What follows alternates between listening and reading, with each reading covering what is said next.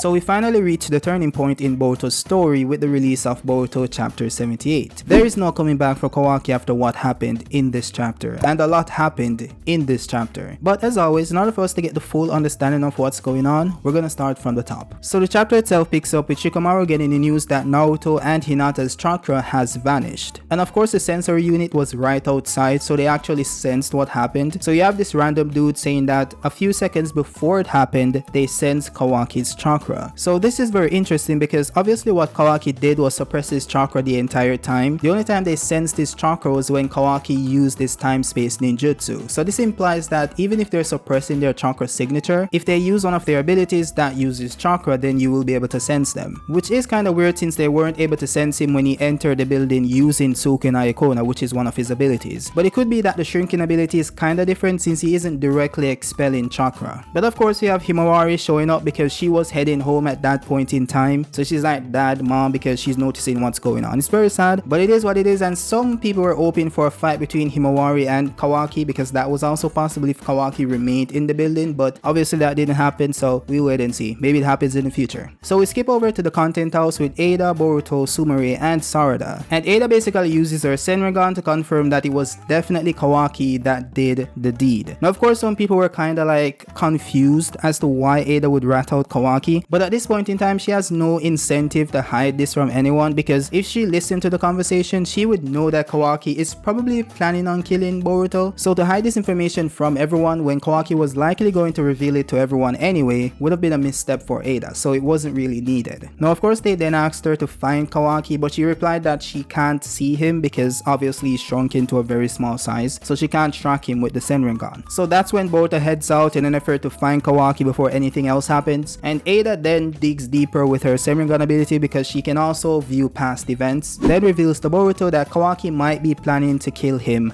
again, which of course is very surprising to Sarada because she didn't know that Kawaki was the one who put down Boruto before. And she also says this in the chapter itself, she thought it was code because that's what they told Sarada. But then Shikamaru confirmed it with Sarada saying that Kawaki was the one who dealt the blow, but he then clarified, which I think was very good on Shikamaru's part. He said that Boruto asked him to in order to protect us from the threat of Momoshiki. And this is very important for what happens later on in the chapter. Now Shikamaru also said that Kawaki might be trying to do it again and for the same reason, which is of course to get rid of Momoshiki. But Sarada of course wants to protect Boruto, so she tries to leave and they try to stop her by saying that Kawaki is unstable and isn't thinking rationally at this point, so she should leave him to the big dogs and don't get involved, which is never going to happen. So of course Sarada ignores all of that and says that she can't stand around and do nothing and leaves to go save Boruto. Then we skip over to Boruto is on his way home to see what happened, and then all of a sudden this black vortex, which Ada mentioned before, appeared over Boruto. Now of course this wouldn't be a problem for Boruto since he has the karma which allows him to absorb ninjutsu. But then Kawaki says something very interesting. He said it would have been easy if he could have sealed away Boruto too. And of course Boruto asked him what he did to Naruto and Hinata, and Kawaki replied by showing him that he can use Daikokuten in base. So that is very important. We saw in a prior chapter that he was able to use Sukuna Ikona in base without the dojutsu, and we were like, okay cool, this might be like an error by the author, like maybe he forgot to like include the dojutsu. But he does it here again. Kawaki is in base, no dojutsu, no karma, and he's able to use Daikokuten. So apparently Kawaki can use Ishiki's abilities in base. He doesn't need the dojutsu, which is very weird. But then Kawaki explains that he used Daikokuten, and he explains that it's a shinjutsu that allows access to a dimension where time doesn't flow. And of course that's where he sent Naruto and Hinata. And this is very interesting because he told Boruto earlier, as I said, that it would have been easy if he could have sealed him away too,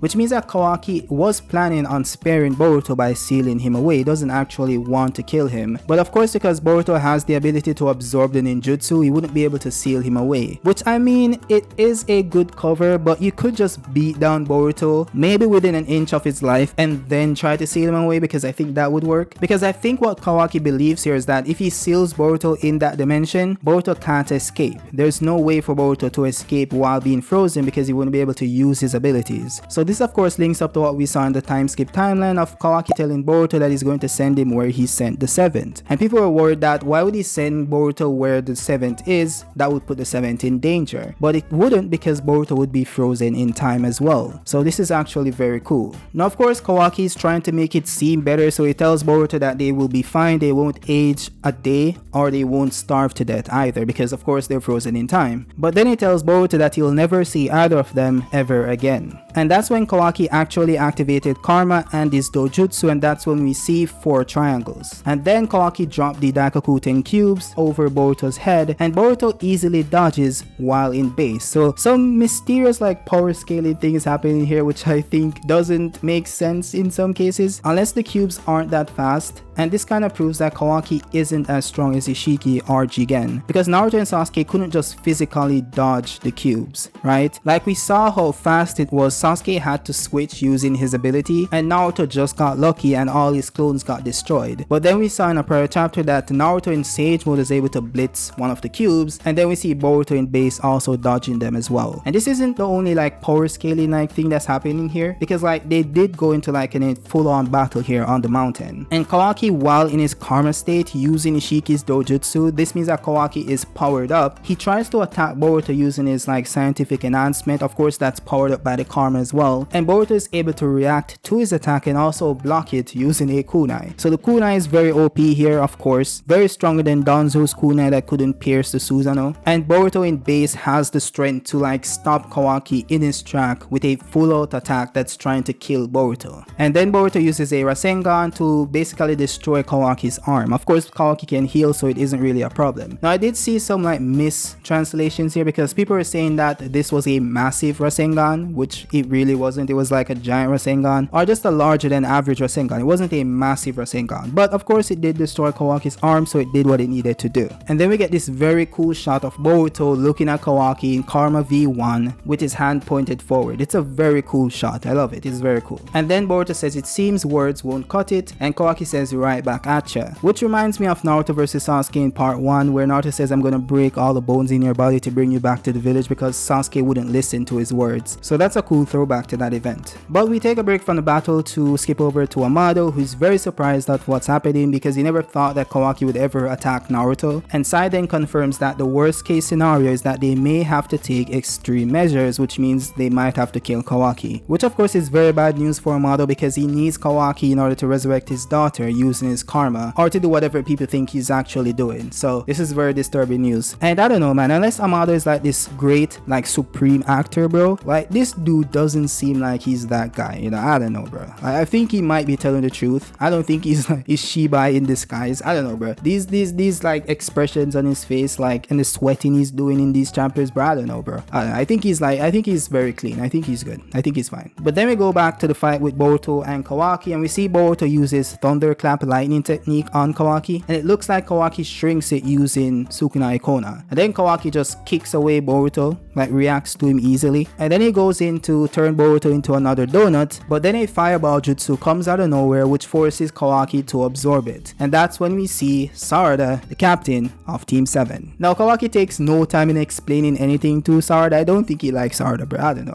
It's kind of weird. Maybe he's still like having some sort of feelings from that training arc where Sarada says we might need to teach him by force. He might be holding a grudge here, because Boruto says, yo, I'm saying this once, if you interfere you will die.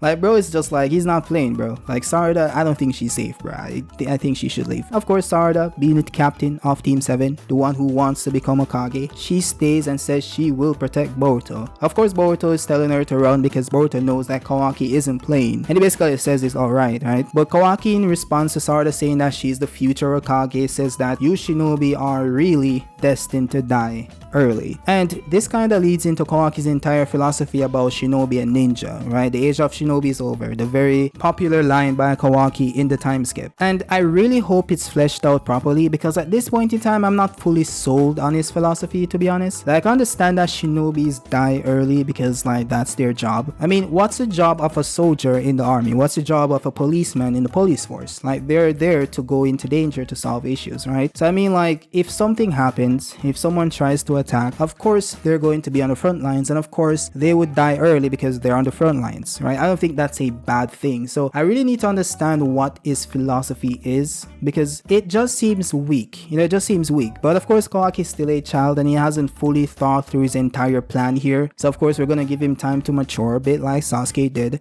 and we'll see what happens. So Kawaki then goes for the kill with Sarada because his philosophy is that shinobis die early, so why not just speed up the process. But then Boruto jumps in, saves Sarada, and gets the infamous slash on his eye. And Boruto made sure that he deactivated karma so that we could definitely see the scar on his eye. He had no other reason to do it other than he wanted us to see this very cool design of the slash over his eye. That's very, very considerate of Boruto. And as Kawaki goes in for another attack, we see Shikamaru, Mitsuki, and Konohamaru appear. Shikamaru stops Kawaki using his shadow paralysis and basically confirms that shadow paralysis is able to stop Kawaki from shrinking. And Mitsuki of course is holding up his arm that has the karma, so Kawaki is unable to absorb the jutsu of Shikamaru. But then the big dog dropped in, which is Sasuke of course, and Sasuke basically tells Kawaki, yo, it's over, Kawaki. I'd rather not do this, but I will kill you if you resist. And he has like the kunai or katana at Kawaki's neck. So, Kawaki's basically done for at this point. And of course, Shikamaru and Kawaki had this brief exchange with Shikamaru trying to understand why he's doing what he's doing. And Kawaki's like, yo, I don't expect you to understand, so I'm not gonna explain shit. And Shikamaru's like, okay, brat, you're unredeemable at this point. But that's when Momoshiki appears, and Momoshiki absorbs the shadow paralysis that was placed by Shikamaru. And this gives Kawaki the chance to escape. And Kawaki does take the chance immediately. He shrinks and then runs away. And this is very important to note, because you can't now say that Kawaki could have easily escaped by just overpowering them, because he clearly couldn't. Because once he got the chance to, he did run, right? So apparently he wanted to do so but couldn't. But then you could make the argument that Kawaki didn't go into his like horned state, which could have given him more power to do so. But maybe shadow paralysis is that OP that it stops him from transforming as well. That's pretty crazy. So of course Kawaki asks Momoshiki, yo, why did he save him? What are you cooking? And Momoshiki basically tells him that if you want to kill me, you need to survive, so you need to leave right now. And Kawaki takes the time to run away. Shikamaru then says that he has been using Sukunai Ikona for quite a bit, so his chakra got to be running low. He can't hide forever, that's when we'll strike. So this isn't Shikamaru saying that Kawaki's chakra was low at that point so he couldn't use his abilities. He's just saying that his chakra might be running low now because he has been spamming Sukunai Ikona. So that was kind of like a mistranslation we got from the spoilers there. So we'll see what happens there. It could be that he's running low on chakra, but it could be that he isn't running low on chakra, and Shikamaru might be wrong, so we'll see. But then we skip over to Sasuke, who's thinking to himself, saying that he doesn't get it. What is he trying to do? Why did he save Kawaki, who wants to kill him? And of course he's thinking about Momoshiki here. But then at that point Boruto turns back into Boruto, and Sarada is trying to apologize because she's the reason why he got slashed and all that jazz. And Boruto is saying that it's not Sarada's fault, it's Kawaki's fault. And then Mitsuki says, yup, that's right. And this is a great panel for Mitsuki here. Mitsuki looks dead serious. At this point, Mitsuki is ready to pack up Kawaki, bro. Like, Kawaki's in real trouble, bro. I think Mitsuki is ready for that smoke. So, I don't know what's gonna happen in the next chapter. Hopefully, we get Sage Mode Mitsuki versus Kawaki, because we did see that in one of Boruto's flash forward scenes. So, we'll see what happens. But then we skip over to Boruto, seeing Momoshiki in his time frozen thing that he does when he comes to visit Boruto. Momoshiki says, well, boy, you've lost one blue eye, which is referring to Boruto having two blue eyes. Now he has one. So this isn't really referring to the Jogan. Like, the spoilers made it seem that way, but it really isn't. But then Momoshiki says that I think you know this, but this is just the beginning. You will go on to lose everything very soon, and it can no longer be stopped. The end has already begun. And that's where the chapter ends. Now, some have theorized that it could be that Momoshiki wanted the eye to be destroyed because the Jogan was stopping Boruto from losing everything, which I don't really subscribe to, because like, if that was the case, Momoshiki would have just like taken possession of Boruto's body and destroyed the eye himself, because obviously he's able to take control whenever he wants to, as he does in this chapter. So I don't know if I really subscribe to that, but we'll see. Obviously Boruto will get the Jogan in the future, we just have no idea how. But all in all, let me know what you guys think about the chapter. What do you guys rate it on a scale of 0 to 10 maybe?